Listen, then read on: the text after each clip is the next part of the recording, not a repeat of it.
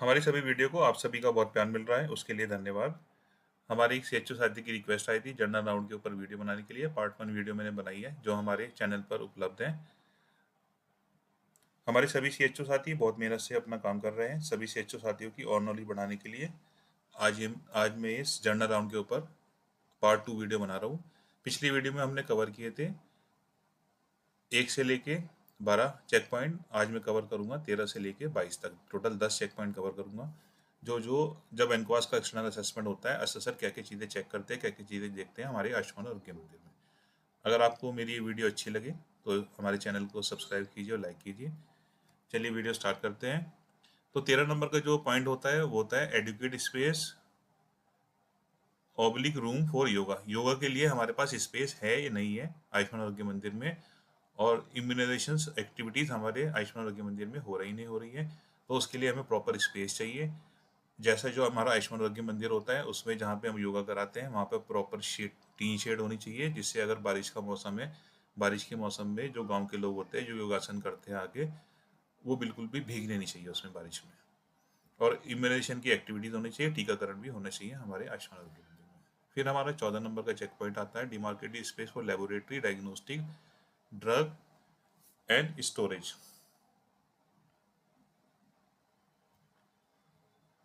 Drug and storage, इसमें जो हमारा जो लेबोरेटरी है, लेबोरेटरी और डायग्नोस्टिक एरिया है, वो अलग बना हुआ होना चाहिए। जैसे अधिकतर होता है कि हमारे सीएचओ जो रूम होता है उसमें अलग से एरिया होता है, तो वो एरिया भी एक्सेप्टेबल है। और ड्रग रखने के लिए भी एक एरिया होना चाहिए।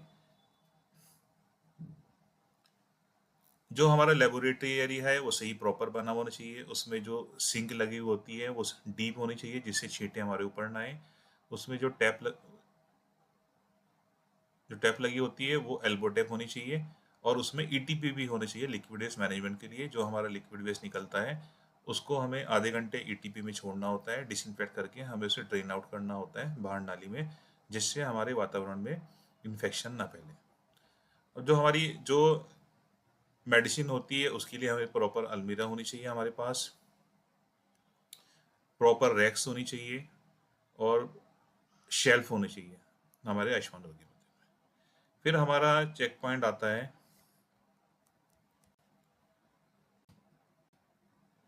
अगला चेक पॉइंट हमारा आता है 15 नंबर का चेक पॉइंट आता है adequate water supply with storage facility.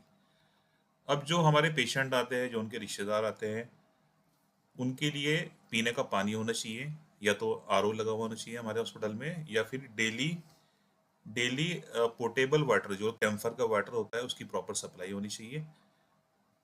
वो डेली आना चाहिए, जिससे हम पब्लिक को और पेशेंट को पानी पिला सके। जैसे गर्मी का मौसम में बहुत पानी की आवश्यकता होती है, सर्दी में भी आवश्यकता होती है। जैसे मैं अपना ओआरएस का घोल बनाना है जिंक का, उसके लिए भी एक ओआरएस जिंक कॉर्नर बनाना होता है।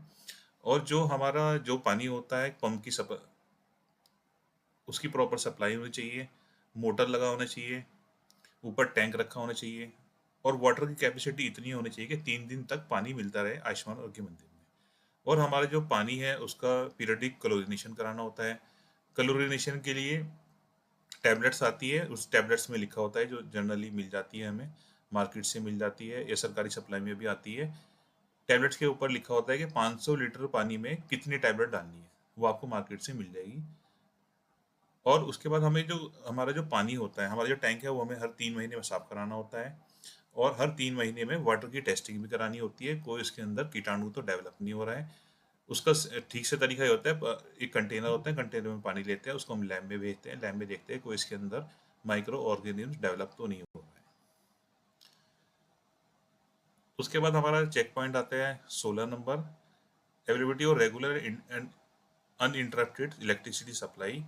जो हमारा आयुष्मान आरोग्य मंदिर होता है उसमें हमारा पावर बैकअप सिस्टम होना चाहिए, इन्वर्टर होना चाहिए, सोलर पैनल होना चाहिए, जनरेटर होना चाहिए। और जो भी हम लाइट्स वगैरह यूज़ करते हैं अपने आयुष्मान आरोग्य मंदिर में, वो हमारी CFL होनी चाहिए, जिससे कम लाइट कंज्यूम हो। तो पावर बैकअप बहुत ज़रूरी है। जैसे गर्मी के मौसम में होता है, जनरली देखा गया है सीएचओ के रूम में इन्वर्टर भी अवेलेबल नहीं होता। बेचारों को मतलब 9 से 4 ड्यूटी करनी है। अब 9 से 4 7 घंटे कोई अपने आयुष्मान आरोग्य मंदिर में बिना लाइट के इतनी गर्मी में कैसे बैठेगा। तो हमारे जो सीएचओ साथी है, उनके जो आयुष्मान आरोग्य मंदिर में है, inverter, generator, solar panel available होना चाहिए। ये हमारा 16 नंबर का चेक पॉइंट है। उसके बाद जो हमारा चेक पॉइंट आता है 17 नंबर, 17 नंबर का जो चेक पॉइंट होता है हमारा होता है well ventilated illuminated clinic room with examination space. जो पेशेंट का एग्जामिनेशन एरिया है वो वेल इल्यूमिनेटेड होना चाहिए, वहाँ पे एक लाइट होनी चाहिए प्रॉपर, और एडिक्वेट नेचुरल लाइट होनी चाहिए। और एक लक्स मीटर होता है हमारा, लक्स मीटर जो होता है जहाँ पे हमारा जहाँ ओपीडी होती है वो 150 होना चाहिए, और जहाँ मेडिसिन डिस्पेंसिंग एरिया होता है वो 300 लक्स मीटर होना चाहिए। लक्स मीटर आप अपने उससे प्ले स्टोर से भी डाउनलोड कर सकते हैं, उससे ही पता लग जाएगा कितने लक्स मीटर है आपकी ओपीडी का। लक्स मीटर का एक इंस्ट्रूमेंट भी आता है, उस इंस्ट्रूमेंट से हम चेक करते हैं कितने कितने लक्स मीटर हमारा ओपीडी में होना चाहिए, उससे प्रॉपर पता लग जाता है, उससे हमारी आंखें को जोड़ नहीं पड़ता और वो सही रहता है। उसके बाद हमारा चेक पॉइंट आता है 18 नंबर। 18 नंबर में जब असेसमेंट होता है तो असेसर चेक करते हैं कि adequate patient amenities, adequate patient amenities है या नहीं है, ये चेक की जाती है जब हमारे आयुष्मान आरोग्य मंदिर का असेसमेंट होता है। एडिक्वेट एम्यूनिटीज में हमारी आती है एडिक्वेट पेशेंट एम्यूनिटीज। एम्यूनिटीज का मतलब होता है सुविधाएं। सुविधाएं में वेटिंग एरिया होना चाहिए हमारे पास, जहाँ पर पेशेंट बैठते हैं वो कवर्ड होना चाहिए। वहाँ पे 20 से 25 कुर्सियाँ होनी चाहिए, 20 से 25 पेशेंट बैठने की का अरेंजमेंट होना चाहिए। सेपरेट टॉयलेट होना चाहिए हमारे पास आयुष्मान आरोग्य मंदिर में, जिसमें जो मेल का अलग हो, फीमेल का अलग हो और स्टाफ का अलग हो। जो टॉयलेट्स है वो फंक्शनल होने चाहिए, सिस्टम काम करनी चाहिए। और जो हमारा टॉयलेट्स होता है उसमें बकेट्स रखनी होती है येलो कलर की, जो सैनिटरी पैड्स के लिए होती है फीमेल्स के लिए। और जो हमारे स्पेशली एबल्ड पेशेंट्स जो होते हैं, जो हमारे दिव्यांग होते हैं, उनके लिए एक दिव्यांग टॉयलेट होनी चाहिए। उसके बाद हमारा चेक पॉइंट आता है 19 नंबर का, जो असेसर चेक करते हैं एनक्वास के राउंड में। Ayushman Arogya Mandir has installed fire extinguisher and staff know how to operate it. हमारे जो अस्पताल है अगर उसमें खुदा न खास्ता आग लग जाती है, उस आग को बुझाने के लिए हमारे अस्पताल में फायर एक्सटिंग्विशर होना चाहिए। जनरली होता क्या है, जहाँ आग लगती है और आग आग से बहुत ज़्यादा नुकसान हो जाता है, और हमारे जो स्टाफ है, हमारी जो सीएचओ है, एएनएम है और आशा है, संगिनी है, उन्हें फायर एक्सटिंग्विशर चलाना भी आना चाहिए। अब फायर एक्सटिंग्विशर हमारे दो तरह के होते हैं, एक एबीसी टाइप होता है, एक CO2 टाइप होता है। जो हमारा CO2 टाइप एक्सटिंग्विशर होता है, फायर एक्सटिंग्विशर, वो होता है हमारा जैसे कंप्यूटर वगैरह होता है ना, हमारा कंप्यूटर में अगर आग लग जाती है तो उसको बुझाने के लिए होता है। और जो हमारा एबीसी टाइप जो जनरली हमारे आयुष्मान आरोग्य मंदिर में होता है, जो ज़्यादा चलता है, वो एबीसी टाइप चलता है। तो एबीसी टाइप हमारा फायर एक्सटिंग्विशर होता है, वो बेसिकली होता है हमारा, जैसे पेपर में आग लग गई उसको बुझाने के लिए होता है, ए का मतलब ये होता है। ए का मतलब होता है कि लकड़ी बुझाने के लिए होता है, कपड़े में आग लग गई उसको बुझाने के लिए होता है।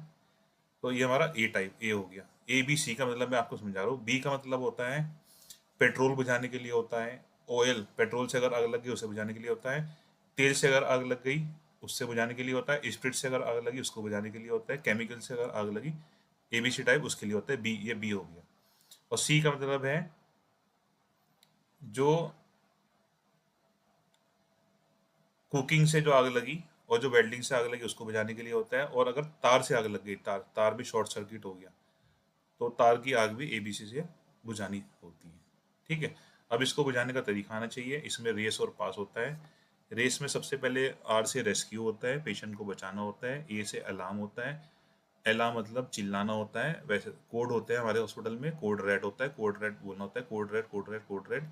उससे सबको, पूरे स्टाफ को पता लग जाता है, जिससे पैनिक क्रिएट नहीं होता।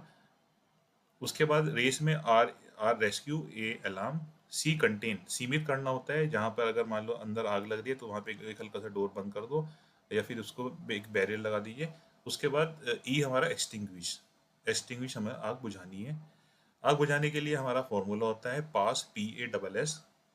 सबसे पहले अच्छा, आग बुझाने पहले, पास से पहले सबसे पहले हमें करना क्या होता है, हमें फायर एक्सटिंग्विशर चेक करना होता है कि उसके अंदर गैस है नहीं है। उसमें एक मीटर होता है, अगर निडल हरे हरे रंग के ऊपर है तो उसके अंदर गैस भरी हुई है।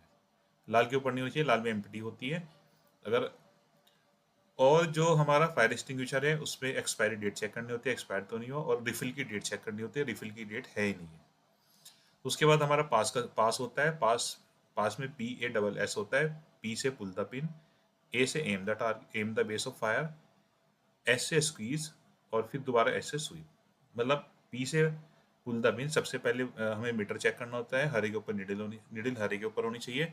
उसके बाद हमारा फिर पुल द पिन करते हैं, फिर हम उसकी सील तोड़ के पिन को निकालते हैं हॉरिजेंटली, फिर प्लास्टिक निकालते हैं जो प्लास्टिक बीच में लगी हुई होती है फायर एक्सटिंग्विशर में। फिर हम एम द टारगेट करते हैं, टारगेट जहाँ हम करना है वहाँ पे एम द टारगेट करते हैं, और टारगेट हमें आग के बेस पे करना होता है, बेस में। उसके बाद हमें दबाना होता है फायर एक्सटिंग्विशर को, जहाँ से हमने प्लास्टिक निकाली है वहाँ से हाथ से दबाना होता है। फिर side by side left to right करना होता है बेस के ऊपर। और हमें जब आग बुझानी है तो हमें आग बुझाते हुए आग की तरफ नहीं जाना, हमें आग बुझाते हुए पीछे आना होता है, ये आप ध्यान रखिएगा। और जो हमारे जहाँ पे फायर एग्जिट होते हैं, फायर एग्जिट के साइन होते हैं, जो हमारी फायर एग्जिट होती है वो कलटर फ्री होनी चाहिए, वहाँ पे भीड़ भाड़ नहीं होनी चाहिए या कोई सामान नहीं रखा होना चाहिए, जो हमारे हम स्टाफ है या पेशेंट है इजीली वहाँ से भाग जाए बाहर। उसके बाद हमारा 20वां जो चेक पॉइंट आता है वो आता है जो आयुष्मान के एनकॉस के जनरल राउंड में चेक किया जाता है। आयुष्मान आरोग्य मंदिर does not have temporary connection and loosely hanging wire. Ayushman Arogya मंदिर में टेम्पररी कनेक्शन नहीं होनी चाहिए, वायर खुली भी नहीं होनी चाहिए, लूज नहीं होनी चाहिए, जिससे करंट लगने का खतरा रहता है, क्योंकि हमारे आयुष्मान आरोग्य मंदिर में गांव में बच्चे भी आते हैं। बच्चे ने खुदा न खास्ता किसी तार को पकड़ लिया तो करंट लगने का खतरा रहता है। हमारे आयुष्मान आरोग्य मंदिर में MCB होनी चाहिए। MC में ऐसा होता है अगर शॉर्ट सर्किट होता है तो MCB गिर जाती है, करंट नहीं फैलता। और AV रेगुलेटर भी होना चाहिए। AV रेगुलेटर में जो लाइट आती है, लाइट एक प्रॉपर रेगुलेटरी लाइट आती है, फ्लक्चुएशन नहीं होता उसका जो वोल्टेज होता है। उसके बाद जो हमारा अगला चेक पॉइंट आता है 21वां चेक पॉइंट, जो सेकेंड लास्ट है आज की वीडियो का, availability of drugs and consumable for VHND और कैंप्स। अब हमारा जो आयुष्मान आरोग्य मंदिर होता है, आशा बहन जी और कैंप ऑर्गेनाइज करती है VHND का, विलेज हेल्थ न्यूट्रिशन डे मनाया जाता है। उसमें जो हमारे जो VHND बनाते हैं, कोई 6 करते हैं, कोई 7 करते हैं, कोई 8 करते हैं VHND सेशन। VHND सेशन में जो हमारी मेडिसिन है उसमें विटामिन A हमारे पास होना चाहिए, ये आप लिख लीजिए मेरी वीडियो देखिए। आपके पास विटामिन A होना चाहिए, आपके पास शुगर की स्ट्रिप होनी चाहिए अवेलेबल, शुगर चेक करने के लिए पेशेंट की। आपके पास सिरिंजेस सुइयाँ होनी चाहिए, आपके पास प्रेगनेंसी किट होनी चाहिए अवेलेबल, आपके पास HIV किट होनी चाहिए कैंप के लिए, आपके पास जो सेक्सुअली ट्रांसमिटेड इन्फेक्शन है HIV किट वगैरह सब होनी चाहिए, जो सिफिलिस है उसकी किट होनी चाहिए। Kit for testing residual chlorine, जो क्लोरीन होता है क्लोरीनेशन के लिए जो हम चेक करते हैं उसके लिए किट अवेलेबल होनी चाहिए। क्लोरीनेशन हम पानी में चेक करते हैं, पानी में हमें देखना होता है, एक बफर होता है, वो एक उसमें ट्यूब में डालना होता है, थोड़ा सा ट्यूब में पानी लेना होता है, थोड़ा 2-4 बूंदे बफर की डालते हैं, उसको अच्छे से हिलाते हैं। फिर हम हमारे पास एक चार्ट होता है, उस चार्ट से हम चेक करते हैं कि पानी पीने योग्य है या नहीं है। क्लोरीनेशन के लिए किट हो गए। उसके बाद हमारे पास होनी चाहिए एक स्टेनलेस चार्ट होनी चाहिए हमारे पास, उससे पेशेंट की रिफ्लेक्शन चेक करना होता है, कोई नंबर तो नहीं है पेशेंट का, आंख में देखने में कोई दिक्कत तो नहीं है। और हमारे पास मेजरिंग टेप होनी चाहिए 6 मीटर की जो होती है, जो प्रेग्नेंट वुमेन के लिए चेक करना होता है कितने। और हमारे पास होनी चाहिए reading modules. Reading modules basically होते क्या है, जो हमारे जो पढ़े लिखे लोग हैं वो अपने रीडिंग मॉड्यूल से पढ़ लेते हैं कि हमारे जैसे माता है, बच्चे हैं, क्या क्या खाना है, क्या क्या नहीं खाना, कैसे रहना है, साफ सफाई से कैसे रहना है, ये सब चीज़ें इसमें होती है रीडिंग मॉड्यूल्स में। उसके बाद हमारा लास्ट का जो चेक पॉइंट जो चेक किया जाता है जनरल राउंड में एनक्वास के, वो चेक किया जाता है disposable for dressing in emergency management. अगर कोई खुदा ना खास्ता कोई वैसा पेशेंट आ जाता है, इमरजेंसी वाला पेशेंट आता है, किसी का जिसका बेचारे का एक्सीडेंट हो गया, किसी की बेचारे के अगर हाथ टूट गया, टांग टूट गई, तो उसके लिए हमारे पास स्प्लिंट होना चाहिए। स्प्लिंट जो फिक्स कर सके, जो हड्डी अगर टूट जाती है उसको फिक्स करने के लिए होता है। हमारे पास सिरिंज होनी चाहिए 10 cc की, 5 cc की, 2 cc की AD सिरिंज होनी चाहिए हमारे पास 0.5 ml में एंड 0.1 ml में। और हमारे पास सूचर होने चाहिए, टांके होने चाहिए, नीडल होल्डर होने चाहिए टांके लगाने के लिए। हमारे पास आर्टरी फोर्सेप्स होनी चाहिए, जैसे आर्टरी कोई कट गई, आर्टरी को पकड़ने के लिए, जिससे खून ना बहे, पेशेंट के ब्लड का लॉस ना हो, खून ना बहे बहुत ज़्यादा। हमारे पास डिस्पोजेबल ग्लव्स होने चाहिए, ग्लव्स अवेलेबल होने चाहिए हमारे पास स्वैप्स होनी चाहिए, हमारे पास लेंसेट होनी चाहिए, और हमारे पास मैकिन्टोश अवेलेबल होनी चाहिए हमारे आयुष्मान आरोग्य मंदिर में। तो आज की जो हमारी ये सेकंड जनरल राउंड की सेकंड पार्ट की वीडियो थी, थर्ड पार्ट की वीडियो मैं जल्दी बनाऊंगा। तो इसमें हमने कवर करे टोटल 10 चेक पॉइंट जो जनरल राउंड में असेसर चेक करते हैं। अगर आपको मेरी ये वीडियो अच्छी लगी तो हमारे चैनल को सब्सक्राइब कीजिए, लाइक कीजिए। सभी को मेरा धन्यवाद।